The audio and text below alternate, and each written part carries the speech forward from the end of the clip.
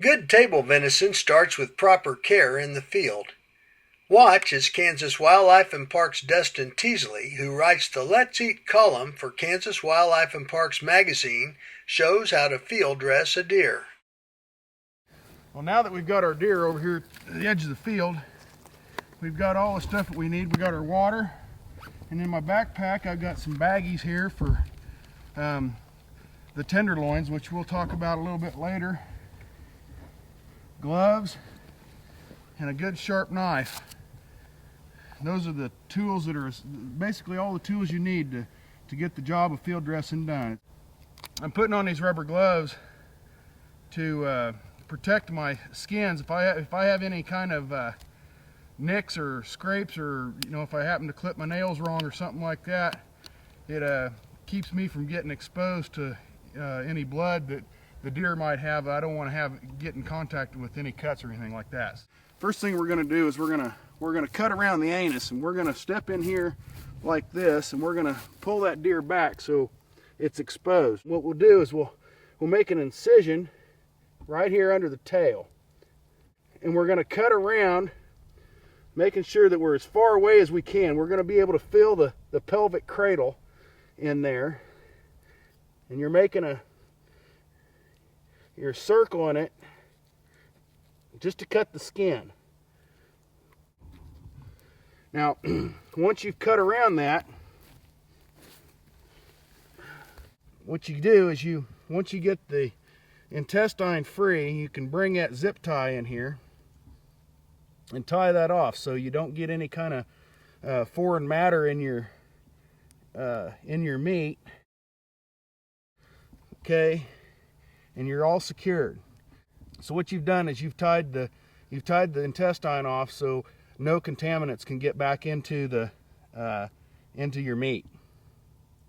Now what you'll want to do is you'll don't grab the tie, because it will slip off, but you'll grab and try to pull, and you'll feel it starting to break free. If it doesn't break free, you can reach up in there, and you heard that pop. You can break that free, and once that intestine starts to come out, see, it's come out about 5 inches. That's all the further you need it to come out. That right there, once we get inside, it'll all come back out the other way. This is a critical part of the field dressing process.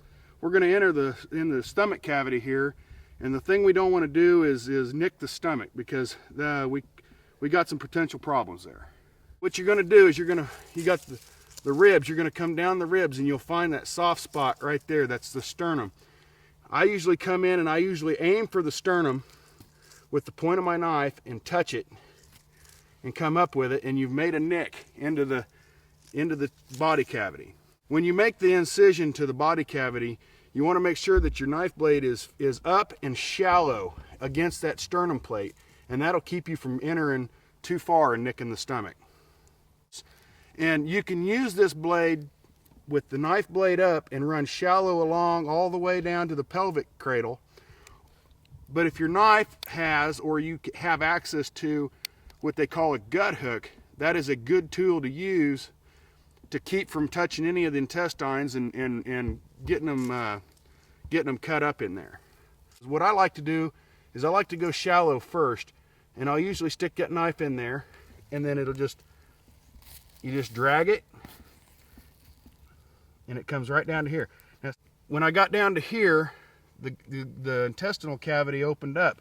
So what I'm going to do is I'm going to continue down here until I get to the pelvis, and I'm just going to stop. There's no reason to go any further than that. A lot of people will open up the pelvis to cool the body down, but you also risk introducing bacteria into the meat that you're going to be consuming, and I try to avoid that as much as possible. And then wherever it didn't finish opening up, I'll bring that blade in and come up, and I cut right to the sternum. If you look right there, that little white thing right there is the sternum. So all I've done here is made a cut from the sternum of the deer to the pelvis of the deer, and all I've cut was the skin and the belly muscle.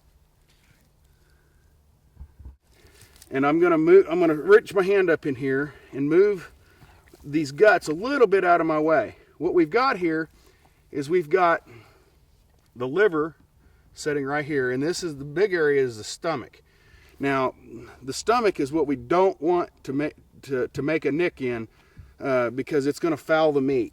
I'll open this up here, and what you see is this piece of muscle. There's a piece of muscle right here. That's called the diaphragm. And what we got to do, and that diaphragm goes all the way around the bottom side of the rib cage, from the backbone all the way to the belly. We can stick a knife in there and start cutting that loose from the rib cage. And what I typically do is, while the deer's laying on one side, I'll cut that diaphragm to the backbone. Once you get this side of the diaphragm freed up, you can take the deer and roll it over.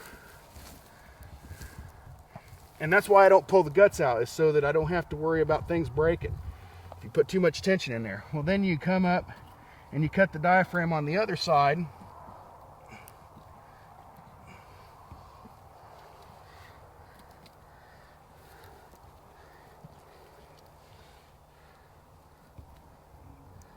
Until it's free. So what I do is, first thing I do is I stick my knife hand up here so that and then I grab the esophagus, find it, and then if I know where it's at, I can just reach up and just cut it. You'll have some tension on it. You're trying to pull, and you can feel it cutting. You don't have to go up there too far, just in front of the heart and the liver. Okay, it's broke free. I come out, there's the lungs, there's the heart. Starting up here where we were at, we'll pull along the backbone. There's some connective tissue that connects the heart and the lungs and the guts.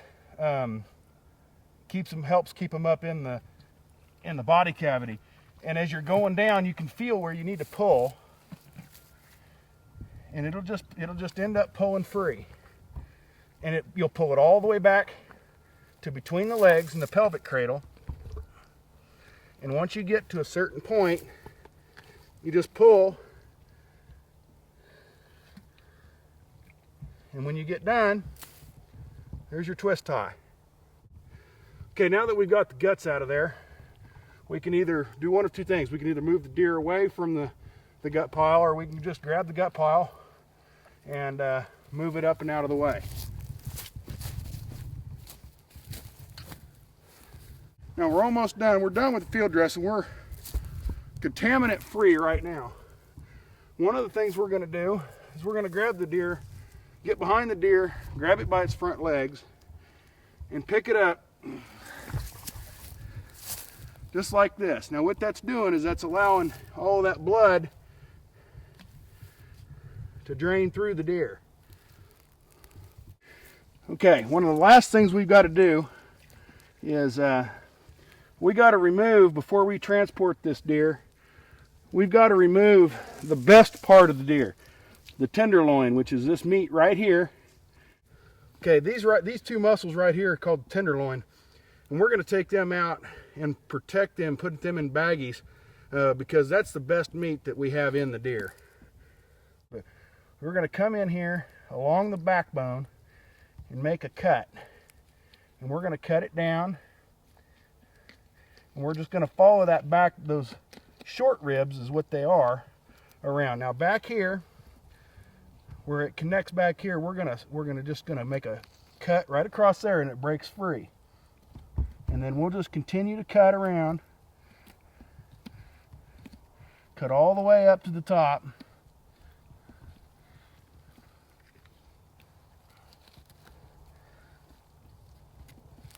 And what we've got is some of the finest meat you'll ever eat.